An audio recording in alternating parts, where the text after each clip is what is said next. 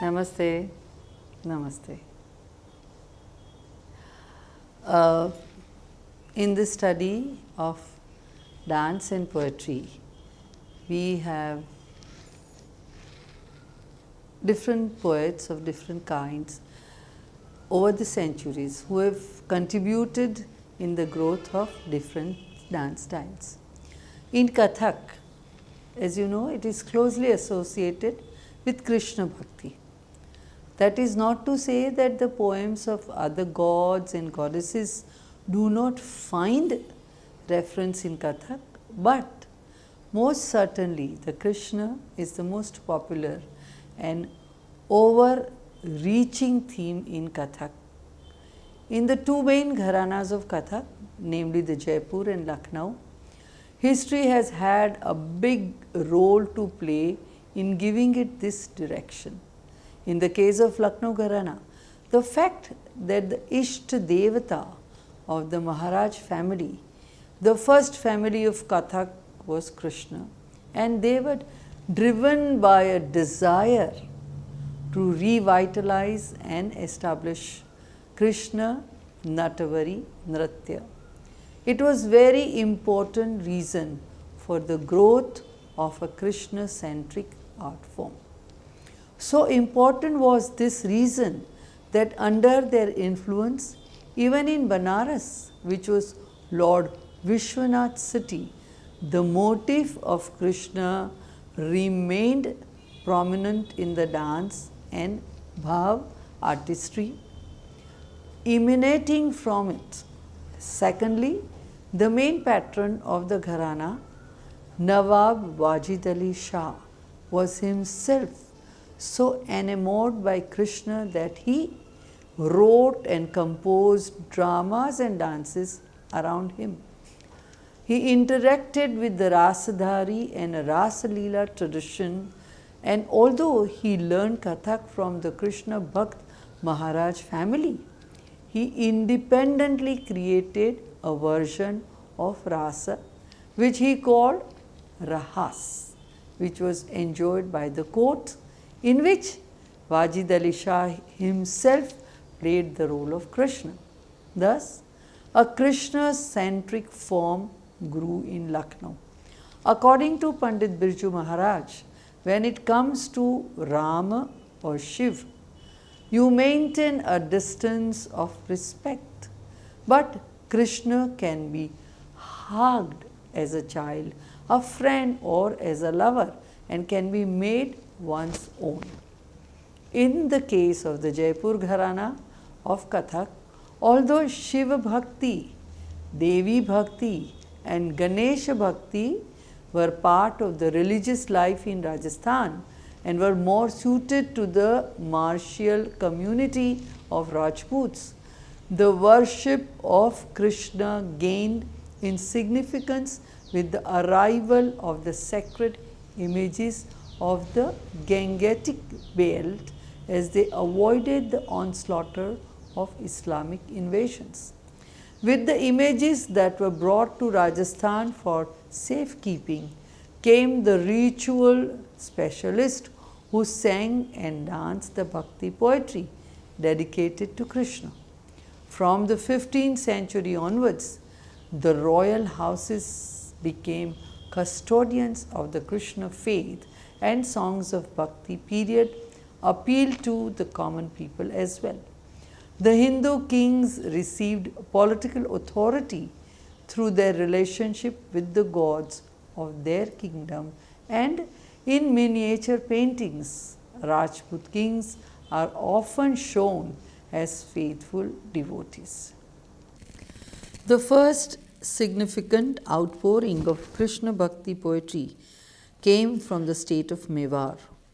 Mewar was the most powerful of the Rajput states and the last to be drawn into Mughal political sphere in the early 17th century. Its capital was Chittor. The first set of passionately moving poetry was written by Mirabai, born to a royal family in 1498 in Mirta. Authentic historical records about Meera are not available. and scholars have attempted to establish Meera's biography from secondary literature that mention her and wherein dates and other details are available. Most legends about Meera mention her fearless disregard for social and family conventions, her devotion to God Krishna, her treating Krishna as her lover and husband, and she being persecuted by her marital family for her religious devotion, and her miraculous escape each time.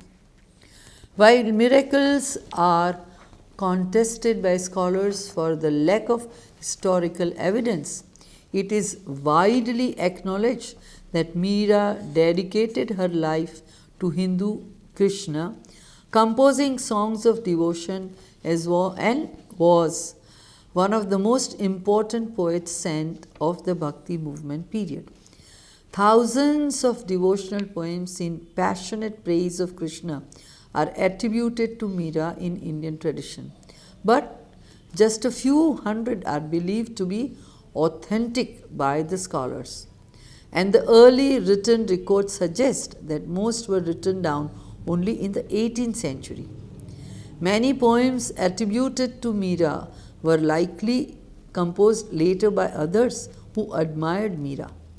These poems are commonly called Meera Bhajans and are popular across India. In her poems, Krishna is a yogi and lover. She saw herself as a yogini ready to take her place by his side unto a spiritual marital bliss. Her poetry is of a high literary order, even as it retains the flavor of literature of the soil. It was direct and suitable for dance. It could be molded musically into padas, bhajans, and thumris. Meera is often classed with the northern Sant Bhakta who spoke of formless divinity. Meera's worship was both of Madhura and Kanta Bhava as she met with Krishna most intimately. She experienced the thrills and joys of being united as well as the pangs of being parted. Jaipur Gharana dancer Prerna Shrimali who has worked on rare compositions of Meera, set to music by Madhu Mugdgal and performed by an ensemble led by her. Titled Dusara Na Koi, this composition employs openness of Kathak to accommodate the ecstasy of Meera, thereby breaking away from the stereotypical representation of Meera as an icon of devotion, bhakti, and sacrifice. The triad of love, defiance, and liberation, as exemplified by Meera, is so complex and multi-layered that it demands a different and complex dance language to enact or embody it. The 7 verses selected to embody, in a symbolic way, Meera's entire life and the complexity of emotional tapestry, weaving in the elements of Sanyoga, Lajja, Viraha, Upalambha, Nishchay, Pratiksha. The treatment of the select 7 compositions of Meera in this presentation is distinct in each case. It ranges from a simple word-to-word dance enactment to the more subtle treatments where the dance provides, as it were, choreographic notes to the main text. Sometimes the dance creates suggestive images, at other times it leaves the poem almost untouched. Meera appeals across generations. Therefore, senior dancer Vandana Sen, who had her early training in Jaipur Gharana from famous Srimati Jai Kumari Devi, and later she became fortunate enough to get guidance from the legendary maestro in Lucknow Gharana, Nritya Samrat Shambhu Maharaj, has explored Meera, as has young dancer Apurva Wadke, disciple of Jaipur Gharana's doyen Urmila Nagar. Apurva created a ballet titled Meera, Ek Atmik Sadhana Ki Yatra, that starts with the child Meera getting a Krishna doll and beginning to love it, going on eventually, as well as we know, to love Krishna very intensely. In 1970, Sri Ram Bharatiya Kala Kendra created a ballet called Meera. Later, its director Shobhana Deepak Singh worked with the Kendra's repertory company to create a memorable Meera in which she took the discourse to contemporary issues like gender, empowerment, cultural enlightenment of women, seeking the freedom to live life on own terms and standing up to conventions and male domination in feudal frameworks of a patriarchal society.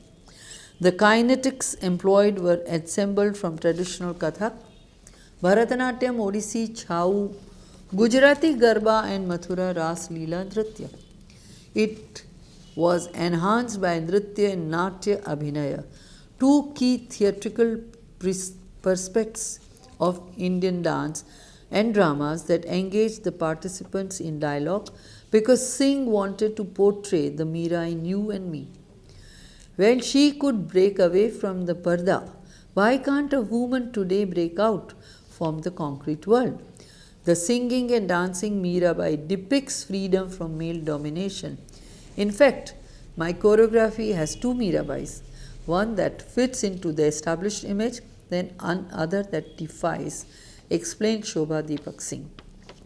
Chitra Jhankar of Amita Datta, based on well-known songs of Meera, opens with the famous hymn to Krishna sung by Bharat Ratna M.S. Subbulakshmi in Rag Hamir. In the film Meerabai, Baso More Nayanan Me. The rest of the production employs very well-known film songs on Krishna, tuned largely on classical register. The concept of Madhura Bhakti, where Lord is the supreme lover, gained popularity amongst the worshippers of Krishna, especially with the compositions are of Ashtachap Kavis.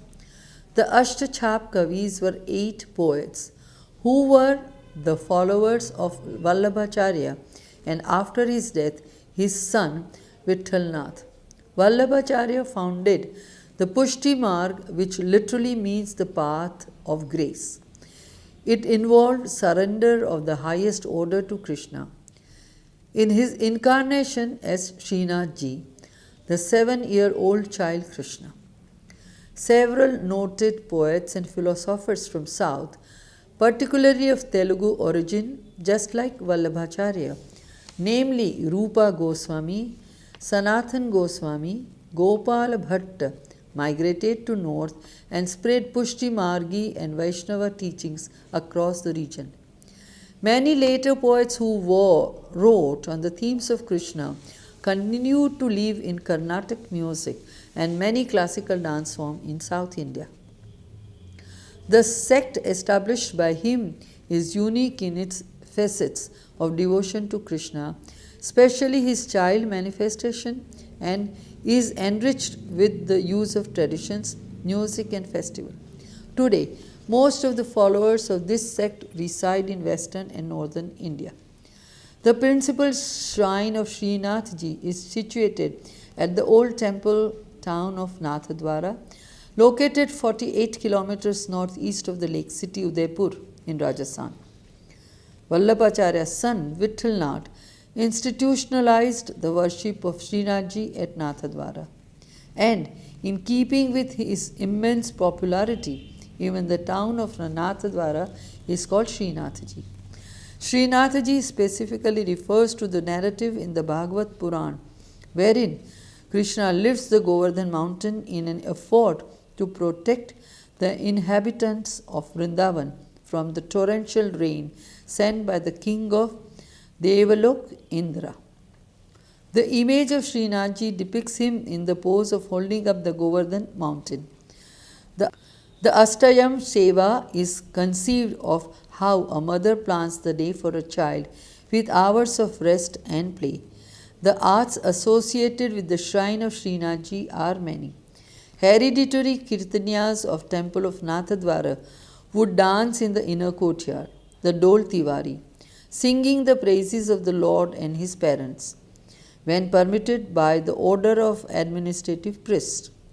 Srinath Ji is depicted wearing the most exquisite of jewels. Srinathji followers have significant influence on Hindu art in the form of pichwais, which are intricate and colorful paintings on cloth, paper, walls and temple hangings, which portray Srinathji. These are devotional textiles that centers on the image of Srinathji. Nathadwara is hub of the Pichwai art called Nathadwara paintings. Among the Ashtachap Kavis, the 8 devotional poets of Pushtimag who composed and sang their padas for Srinathji are Suradas, Kumbhanadas, Krishnadas and Sri Paramanandas, all 4 who were the disciple of Sri Vallabhacharya. The other 4, Govinda Swamiji, Chitta Swamiji, Nandadas ji and Chaturbhuj Das ji were the disciple of Sri Gosai ji, the son of Vallabhacharya. They all were designated to sing as per the 8 periods of the Sri Seva and Darshana. It was in 1608 that Sri Gosai ji formally established the Ashtasakha Mandal, and from then onwards the pads as per Ashta Prahar became foundation of Kirtan Seva in Pushtimar. There are 8 main doors in the Srinathji temple, and the Ashtachakas are the right holders of these 8 doorways. They are permanently resident here, and it is believed that only after getting their permission can any devotee enter them. In Pushti Marg, 3 important elements of seva that devotees perform to please Srinathji are Rag, Bhog and Shingar.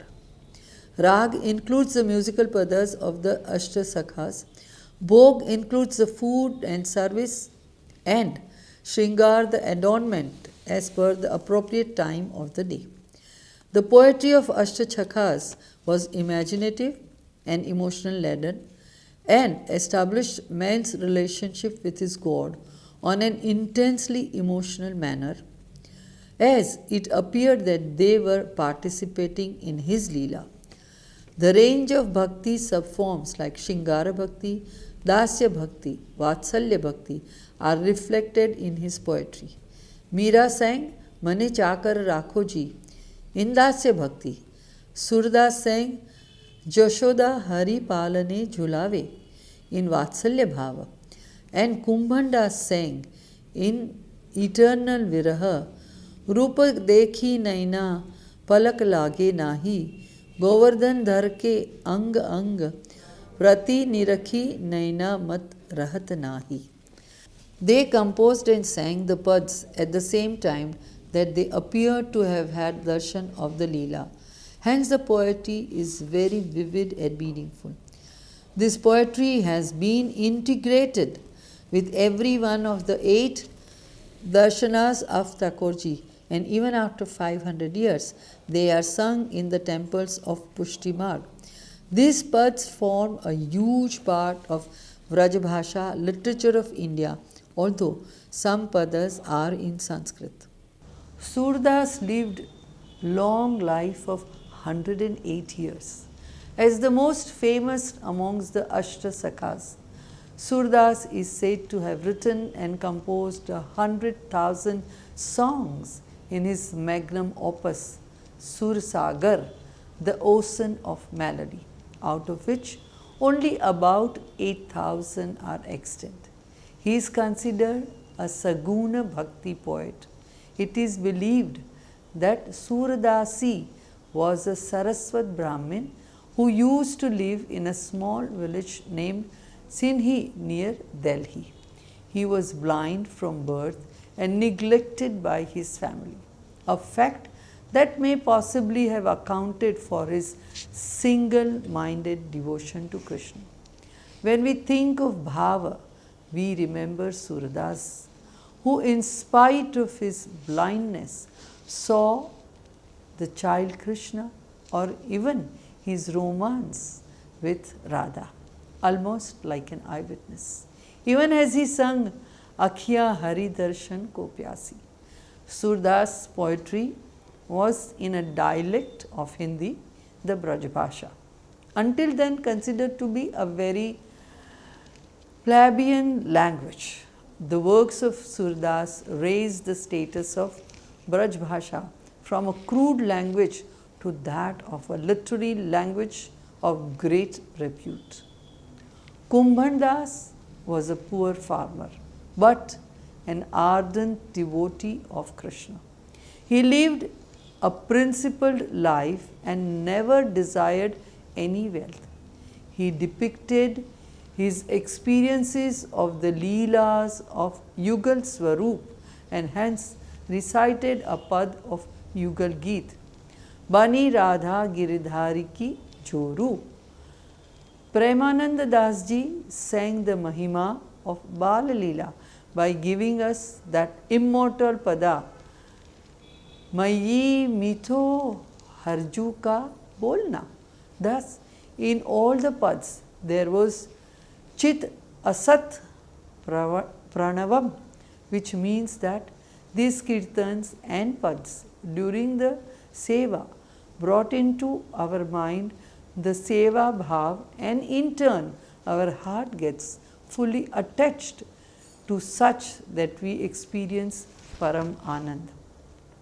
Like Surdas, Nandadas was also one of the famous Ashtachap Kavis.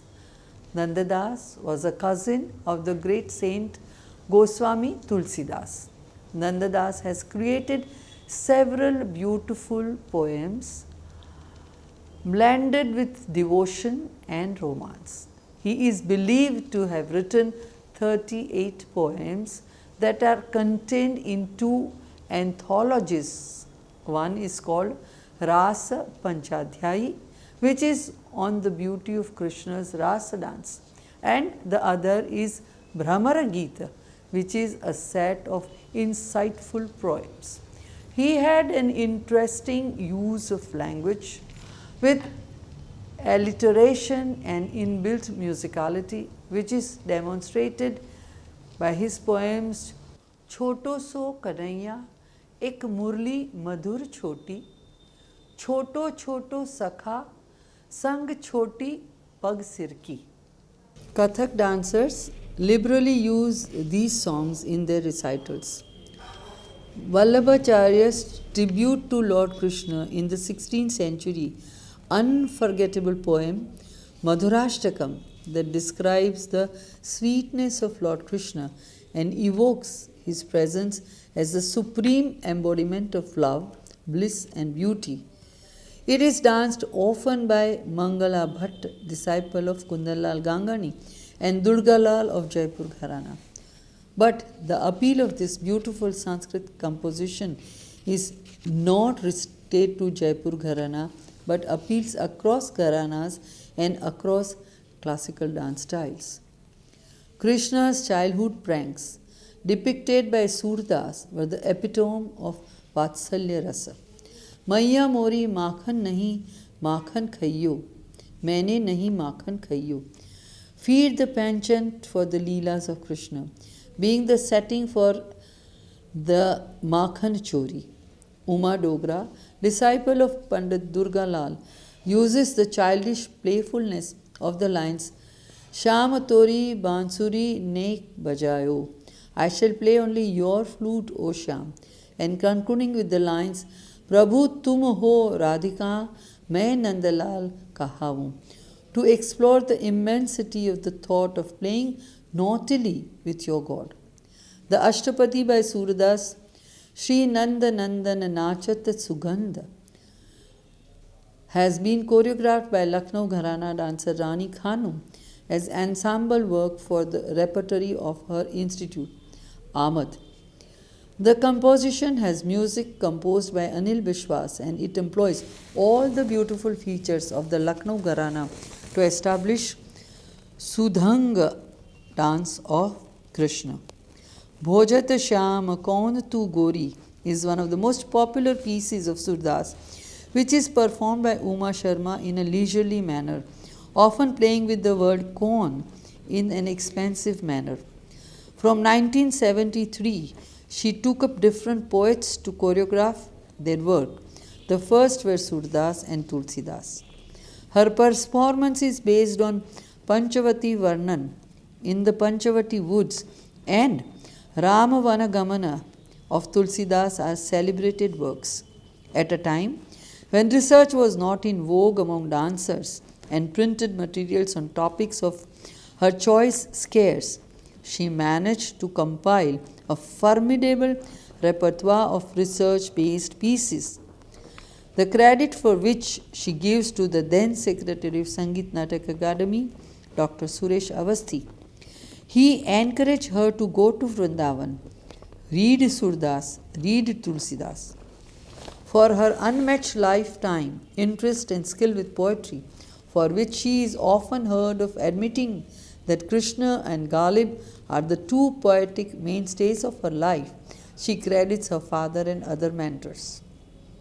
Incandescent because of her love for poetry and high quality training she received from 1964 onwards by Shambhu Maharaj, Uma Sharma's programs bear an old word charm, largely arising from the joy of interpreting the poetic word. Uma Sharma is particularly partial to Vallabhacharya's Madhurashtakam and Mira's Vari Vari Sham Ho Vari, both of which she explores in an unstructured manner with an on the spot interpretation and the organic upaj interplay. The same holds true for her interpretation of Rasakhan's description of Krishna's Mukut, Chirari Chatak Haitak Navakundale. Uma Sharma has the unique distinction of being able to sing as she dances, and she sings Meera. She becomes a Khandita Naika, albeit an Uttama Naika, besotted by Krishna as she asks in myriad ways, Kaun Sakhi Sang Tum Rang Rate, providing thereby that she has no peers in Abhinaya, and that even while depicting the Shringara Rasa, Madhura Bhava, the Krishna legend, is shown with many splendid hues and colors. The amorous dalliance of the symbolic lovers Krishna and Radha is often depicted in bhakti mode as the meeting of the Jivatma and Paramatma. The outpouring of these saint poets from the integral part of Kathak dancers created a work titled Venunath, depicting the eternal love between Radha and Krishna, between Atma and Paramatma. The original music was by Girija Devi, and the additional music compositions were by Siddhartha Bhattacharya. The lyrics were entirely from Suradas Padas. To mark the 5th century celebrations of the poet in 1978, Maya Rao was invited to create a ballet on the poet's saint. Anil Bishwas composed the music, and the ballet was appreciated not just in India but overseas as well. It won an international award for choreography and filming in Paris. Thank you.